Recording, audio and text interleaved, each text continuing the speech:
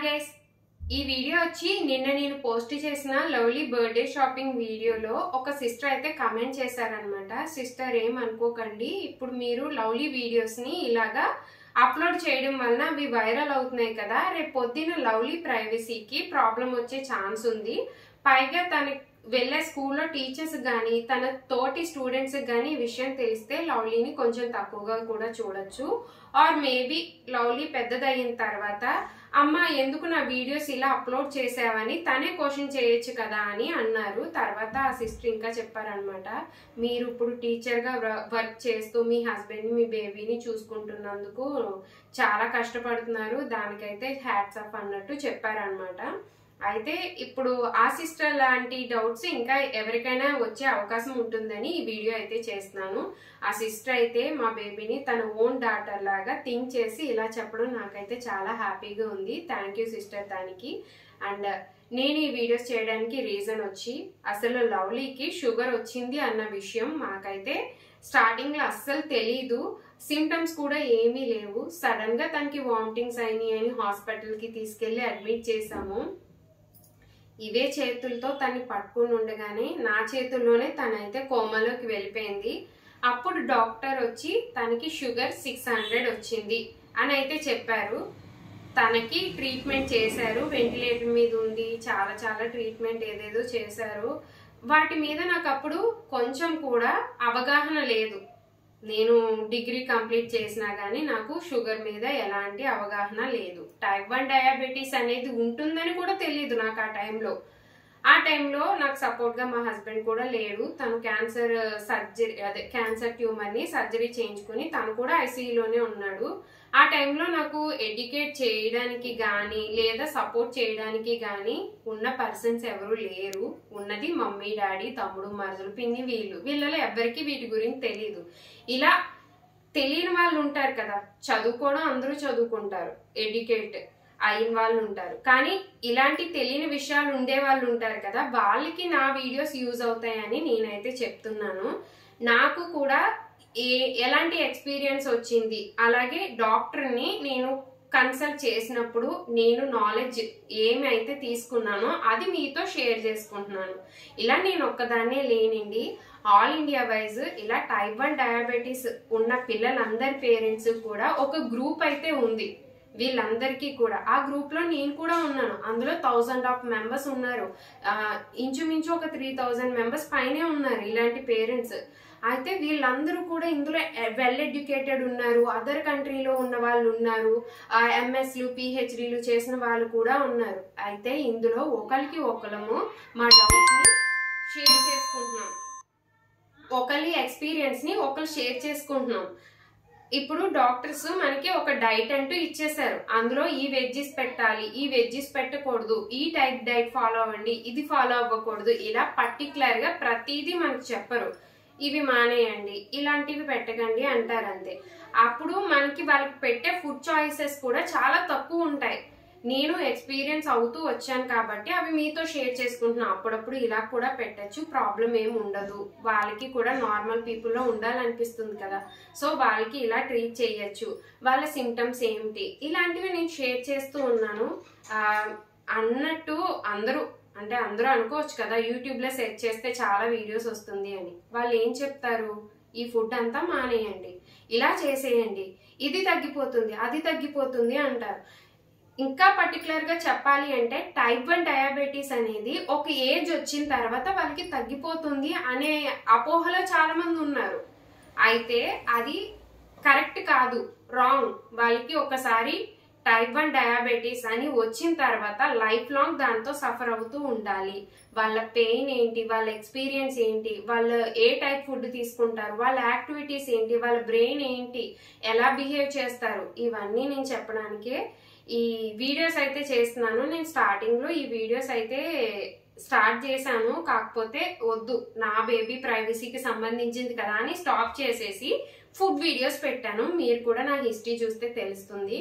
అయితే తర్వాత నేను వీడియోస్ చేసేటప్పుడు కొంతమంది నన్ను ఇన్స్టాలో తెలిసిన వాళ్ళు అన్నారు, మీ లవ్లీకి ఇలా టైప్ 1 డయాబెటీస్ ఉంది కదా, ఇలా మా ఇంట్లో కూడా ఫేస్ చేసే వాళ్ళు ఉన్నారు, కొంచెం దానికి రిలేటెడ్ వీడియోస్ చెప్పొచ్చు కదా అని నేను ఆ వీడియో స్టార్ట్ చేసి పెట్టినప్పుడు ఒక 50 మెంబర్స్ పైన పేరెంట్స్ నన్ను అడిగారు అనమాట. ఇన్స్టాలో, యూట్యూబ్ కమెంట్స్ లో కూడా అడిగారు, కొంతమంది వాట్సాప్ కూడా చేస్తున్నారు. అయితే ఏంటి అంటే ఈ వీడియోస్ చెప్పిన తర్వాత నాకు అనిపించింది, నేను యూట్యూబ్ క్రియేటర్గా ఏదో ఒక కొంచెం మంచి అదర్ పర్సన్స్ కి చేయాలి అనుకుంటున్నాను. అది ఈ వేలో తన కోసం చెప్తే తప్పేంటి అని.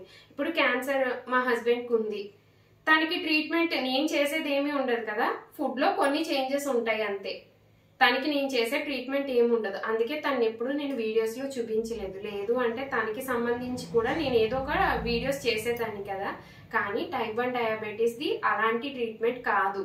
వాళ్ళు బయట నుంచి ఇన్సులిన్ తీసుకుంటూ ఏ టైప్ తీసుకోవాలి ఫుడ్ అనేది, లేదా వాళ్ళు ఎలాంటి యాక్టివిటీస్ చేయొచ్చు, ఎలాంటి కండిషన్స్ లో వాళ్ళు ఉండొచ్చు అనేది తెలుసుకోలేని వాళ్ళు కొందరు ఉంటారు. నాలా నేను డిగ్రీ చదివినా సరే నాకు స్టార్టింగ్ లో తెలియలేదు.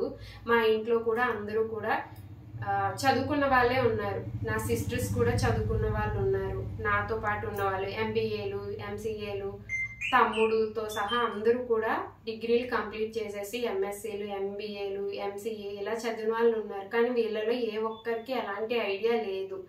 అందుకోసమే నేను ఇది ఒక అవేర్నెస్ ప్రోగ్రామ్ లాగా అయితే కండక్ట్ చేస్తూ ఉన్నాను. ఎవరో ఒకరికి నా వల్ల కొంచెం యూజ్ అవుతుందని. ఇంకొకటి ఏంటి అంటే లవ్లీకి సంబంధించింది వాళ్ళ టీచర్స్ కానీ స్టూడెంట్స్ కానీ తెలిస్తే ప్రాబ్లం అవ్వచ్చు కదా అని. యాక్చువల్గా ఏంటి అంటే లవ్లీ కోసం వాళ్ళ టీచర్స్కే కాదు, వాళ్ళ స్కూల్లో ఉండే తన క్లాస్ స్టూడెంట్స్ నుంచి ఇప్పుడు 10th బయటికి వెళ్లే స్టూడెంట్స్ వరకు అందరికి తనకి డయాబెటీస్ ఉందని తెలుసు. ఎందుకంటే నేను ఎక్కడ కాంప్రమైజ్ అవ్వాలని అనుకోవట్లేదు. నేను అదే స్కూల్లో టీచింగ్ చేస్తున్నాను, తిన కోసం మాత్రమే వెళ్తున్నాను. ఎందుకు అంటే తను అక్కడికి వెళ్ళిన తర్వాత పొరపాటున ఎవరో ఏదో ఇచ్చారు, తిన్నది అనుకోండి, లేదా ఏ బర్త్డేనే జరిగింది, ఏ స్వీటో తిను ఎవరికి చెప్పకుండా తినేయడం ఎంతసేపు, తన ఏజ్ కూడా చాలా చిన్నది కదా. అలా పొరపాటున తిన్నప్పుడు తన షుగర్ లెవెల్స్ హైలోకి వెళ్ళిపోతాయి. మనం అనుకోవచ్చు ఒక్క చాక్లెట్ ఏం చేస్తుంది అని, వాళ్ళకి ఒక్క చాక్లెట్ చాలు 200 mgl షుగర్ అనేది వాళ్ళ గ్లూకోజ్ లెవెల్స్ పెంచేస్తూ ఉంటుంది అనమాట బ్లడ్ లోని. అలా జరుగుతూ ఉంటుంది. ఆల్రెడీ నేను ఒకసారి తన కోమాలోకి వెళ్ళి తను బయటకు వస్తుందా రాదా అన్న ఫేజ్ లో ఉన్నాను. 3 days సఫర్ అయ్యాను. ఫైనలీ బయటకు అయితే వచ్చింది తను. అలాంటి ఫేజ్ మళ్ళీ ఫేస్ చేయాలి అనుకోవట్లేదు. సో అందుకే ఇలాంటి ఫేజ్ ఎవరికి రాకూడదు అని. తనని నేను ఏ కండిషన్ లో చూసానో అలాంటి కండిషన్ లో ఎవరి పేరెంట్స్ ఉండకూడదు అనుకుంటున్నాను. నేను ఒక్కదాన్నే కాదండి, నేను కొంతమంది ఫారినర్స్ ఛానల్స్ కూడా చూశాను. ఇలా టైప్ 1 డయాబెటీస్ కి సంబంధించిన అవేర్నెస్ వీడియోస్ అనేవి పెడుతూ ఉన్నారు. వాటిని కూడా నేను ఫాలో అవుతూ ఉన్నాను. వాళ్ళు పెట్టడం వల్లనే అరే వీళ్ళు ఇలా కూడా పెడుతున్నారంటే మనం పిల్లలకు కూడా పెట్టచ్చు అనమాట అన్నది నాకు తెలుస్తుంది అనమాట. సో అదే నేను కూడా మీ అందరితో షేర్ చేసుకుంటూ ఉంటున్నాను.